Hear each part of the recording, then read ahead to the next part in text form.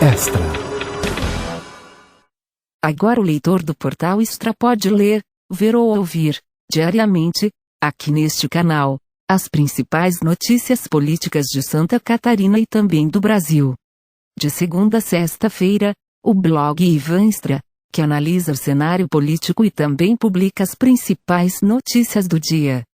Na terça o canal conta com a coluna Radar Extra, de Aninha Carolina Silva, e na sexta-feira, Radar Econômico, de Luciane Junqueira. Veja agora a coluna Ivan Silva. Com a corrupção à porta de casa, o sujo continua criticando o mal lavado. Passados 2 anos de eleição de Jair Bolsonaro, que fez sua campanha com o mote de combater e até exterminar a corrupção no Brasil. Mas a promessa não passava de um sujo criticando o mal lavado, pois exceto seus fanáticos seguidores, formados por uma seita de ignorantes, qualquer um pode ver que a corrupção está emanada na sua própria família, em especial com os seus filhos. Com isso, parece que o mote para as próximas campanhas já está consagrado, novamente, a corrupção. O problema é que não sobra ou sequer um dos grandes partidos que tenha permanecido imaculado, com ficha limpa.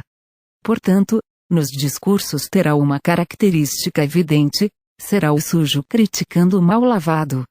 É que com tantos casos vindos a conhecimento público sobre corrupção não podemos deixar de reparar no descrédito dos brasileiros pela política e isso é ruim para a democracia.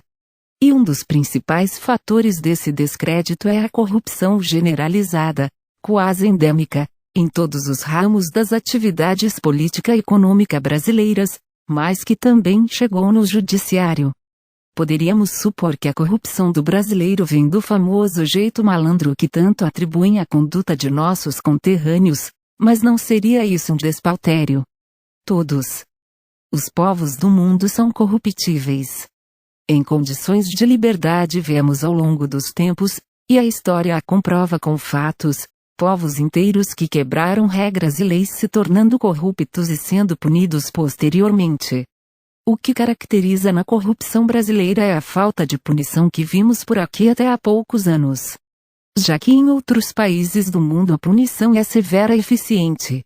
As pessoas ficam com muito mais receio de aplicar golpes e burlar as leis sabendo que provavelmente irão para a cadeia.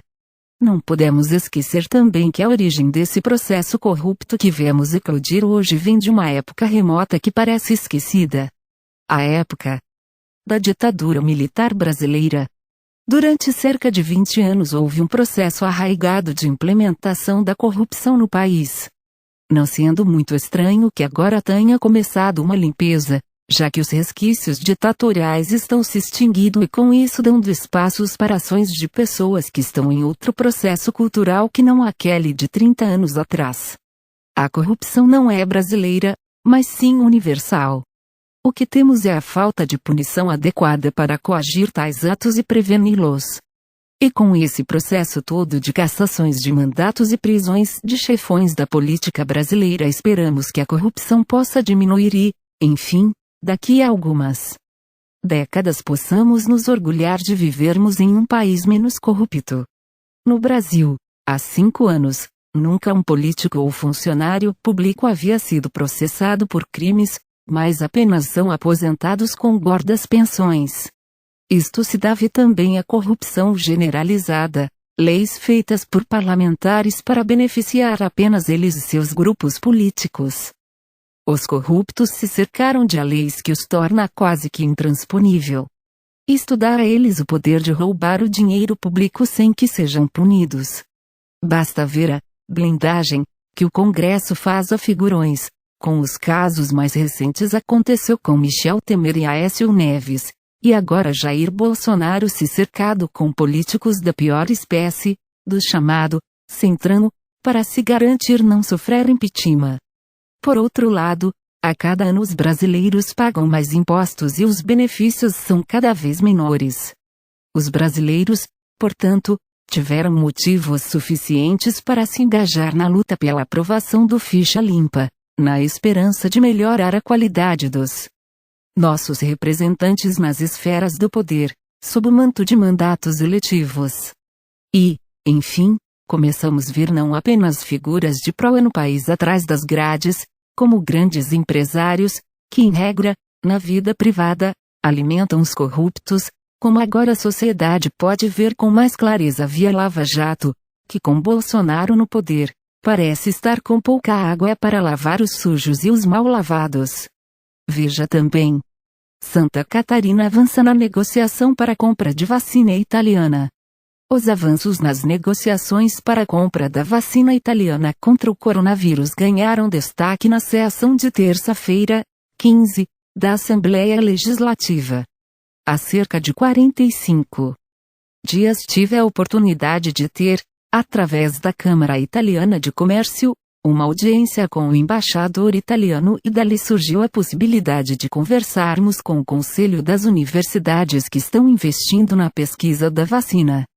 Ontem à tarde tivemos uma nova conferência entre o secretário de Saúde e a embaixada no sentido de avançarmos, noticiou Ismael dos Santos, do PSD. Segundo o representante de Blumenau, discute-se a criação de um consórcio entre a Itália e o Estado, com a participação da Universidade Federal de Santa Catarina e o Laboratório Central. Precisamos ter um plano A, um plano B, um plano C, não sabemos o que vem pela frente, admitiu Ismael, informando em seguida que na próxima sexta-feira haverá nova rodada de negociações. O deputado Vicente Caropreso, do PSDB, que é médico, elogiou a iniciativa do colega e ressaltou a importância de contar com mais uma vacina para debelar a pandemia. É por aí, temos de batalhar pelo portfólio nacional, para ser o mais diversificado possível. A iniciativa é extremamente positiva, avaliou Caropreso, que criticou as teorias da conspiração que orbitam a vacina Coronavac, produzida pelo Instituto Butantan, de São Paulo, em parceria com a chinesa Sinovac. Kennedy Nunes, do PSD, por outro lado, noticiou o protocolo de requerimento dirigido ao Ministério Público e ao Tribunal de Contas para que acompanhem as aquisições de vacinas pelo Estado e municípios. Acrescentando que o Estado dispõe de 300 milhões de reais para comprar vacinas. Veja também. Relator não vai incluir termo de responsabilidade em MP sobre a vacina, diz Maia. O presidente da Câmara dos Deputados, Rodrigo Maia, do DEM do Rio de Janeiro, disse que o relatório da medida provisória 1003/20, que trata da adesão do Brasil à Aliança Global pela Vacina Igualitária contra a Covid-19, não vai incluir o termo de responsabilidade exigido pelo governo para vacinar a população. O relator da MP é o deputado Geninho Zuliani, do mesmo partido de Rodrigo Maia. O relator não vai incluir esse retrocesso na MP. Que seja incluído por emenda do governo, não por um partido da presidência da Câmara. O governo que tente ganhar no plenário, afirmou Maia. Maia quer votar a MP nesta quinta-feira, 17. A proposta autoriza a adesão do Brasil à Aliança Global coordenada pela Organização Mundial da Saúde, OMS, que reúne governos e fabricantes para garantir o desenvolvimento de uma vacina contra a Covid-19 e o acesso igualitário a ela. O presidente da Câmara também classificou como lamentável a declaração de Bolsonaro, que disse que não vai ser vacinado. Para Maia, Bolsonaro deveria comandar o país e não entrar na briga ideológica pela vacina. Enquanto ele briga pelo tema, milhares de brasileiros vão se infectando e centenas vão perdendo suas vidas. Está tratando de um tema tão grave de forma tão irresponsável, mas tenho fé que ele compreenda seu papel e consiga não fazer uma guerra ideológica e responder aos anseios da sociedade brasileira, criticou. Maia também voltou a defender a convocação extraordinária do Congresso, em janeiro, para votar temas importantes para o país, nem que seja focado no tema da vacinação. Para Maia, seria prudente deixar uma janela aberta para avançar nesse debate. A vacinação tem gerado uma grande preocupação na sociedade, talvez fosse de bom tom deixar a pauta aberta e avançar nesse debate em qualquer urgência em relação à vacina, disse. Veja também. Câmara conclui. Votação do projeto de renegociação de dívidas dos estados. A Câmara dos Deputados concluiu a votação do projeto de lei complementar 101/20, do deputado Pedro Paulo, do DEM do Rio de Janeiro, que muda as regras para os estados refinanciarem suas dívidas em troca de ajustes fiscais em suas contas. O estoque dessas dívidas gira em torno de 630 bilhões de reais. A matéria será enviada ao Senado.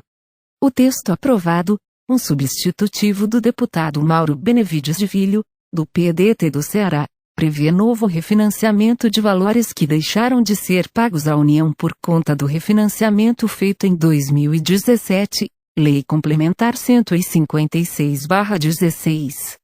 Na análise dos destaques, foi aprovada apenas a emenda de autoria do deputado Diego Andrade, do PSD de Minas Gerais, que impede o uso de recursos obtidos com privatização de empresas dos estados para qualquer tipo de despesa corrente, exceto se destinados por lei a regimes de previdência social, geral e próprio dos servidores.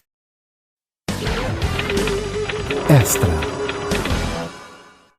Peço a gentileza para deixar o seu like no vídeo.